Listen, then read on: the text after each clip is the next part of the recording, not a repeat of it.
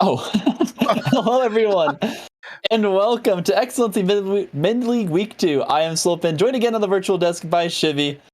Shivy, how are you doing today? I'm doing good, man. I'm doing good. The sun is out. It's nice. It's cool breeze weather. It's not too hot, not too cold. That's why I'm rocking the turtleneck right now. How are you doing today? I would say the opposite. I'm actually short-sleeved up, and my room is basically a toaster oven, and we're doing our best to stay cool on the today. Oh, well, we've got an interesting infographic actually coming out from the Excellency boys, the mid-league graphic boys. The top of the charts for the week one, the most picked champion. I don't know if it's surprising for you, Soulpan, but it is surprising for me.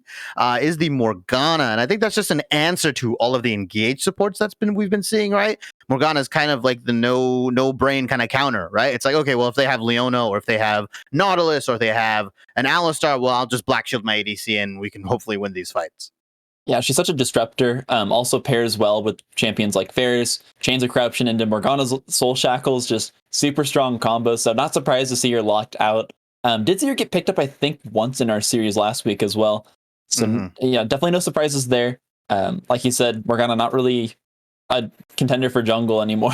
Absolutely only really available in that support position. So I think it's not a terrible ban. But or sorry, not a terrible pick. But on the other side, the most banned champion with Zinza, I don't think this surprises anyone. No. I mean, it's that holy trinity of junglers that I consistently talk about, I consistently preach about, right? It's the Viego, the Diana, the Zinzao, and then right below that is like the Lee Sin, the Trundle, like, and then Olaf, and then we've been seeing some Jarvan. Zinzao is just one of those picks that is, I feel like it's the most proactive of the three, and so if you're on red side, you're pretty much forced to ban it. We didn't really see any blue side bans on Zinzao unless they just don't want to pick or ban it at all, or they don't want to play it. But yeah, usually it's red side is forced to ban. So I'd love to see maybe, next week or in a couple of weeks, we can get to see the ban statistics on the red side versus the blue side. And I think we'll see why Zinzao is being banned and why you don't want to just give that up as a first pick. We're talking about most banned players, of course. Acid not using that Zinzao at all, kind of just more moving towards that Kha'Zix, and you saw the crazy counter jungle he pulled out last week.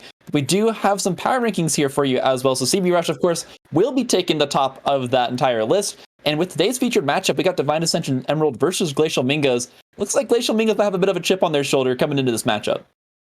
Yeah, I mean, both teams came out of week 1 3-0, right? So they are both undefeated right now. So the crazy thing is that a lot of the teams also went 0-3. So if either of these teams clean sweep each other and one of the bottom teams go for a 3-0, that can, that'll not just affect the power rankings, but also actual standings in the playoffs, right? Or in the overall mid league.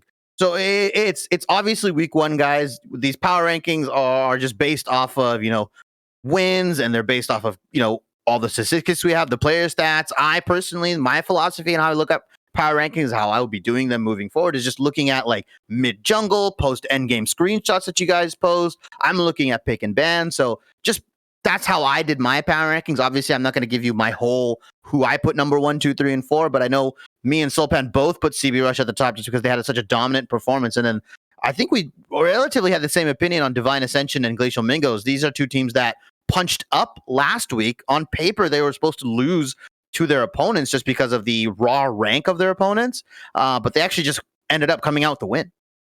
And even then, with these power rankings, there is a patch that dropped today. So We're going to be having some changes in the draft. We didn't see the Viego come out last week in our matchup in either bans or picks, which was surprising, I think, to you more than anyone else should be, as you were disappointed to not see him picked up by either team. But he's now been completely nerfed. I mean, range changes on champions are one of the things that just takes people completely out of the meta. So Viego losing, I think, 25 range on his autos, gonna hurt him a little bit coming into the picks this week.